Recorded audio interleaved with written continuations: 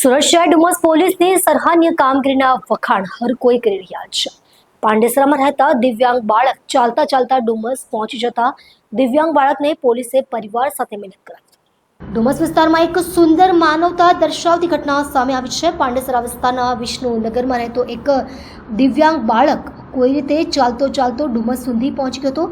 ત્યારે ડુમસ પોલીસની તકેદારી અને સતર્કતાને કારણે એ બાળકને સલામત રીતે તેના પરિવાર સાથે ફરી મિલન કરાવાયું છે. જ્યારે પોલીસને બાળક મળ્યો ત્યારે તેણે ધીરજપૂર્વક પૂછપરછ કરીને બાળક પાસેથી જરૂરી માહિતી મેળવી. આ માહિતીના આધારે બાળકના માતા પિતાની ઓળખ કરવામાં આવી અને તેમને શોધી કાઢવામાં આવ્યા. ચોંકાવનારી વાત એ હતી કે બાળકના માતા પિતા બંને પણ દિવ્યાંગ છે, છતાં પણ તેમણે બાળકીની પરવરિશ માટે પૂરતો પ્રયત્ન કર્યો છે. ડુમસ પોલીસની માનવતાવાદી કામગીરી અને તરત પગલાં લેવાના આ પ્રયાસની લોકો વખાણ કરી રહ્યા છે. અંતે ફરી એકવાર સુરક્ષા અને માનવતાના ઉમદા ઉદાહરણરૂપ બનેલી ઘટના સામે આવી છે.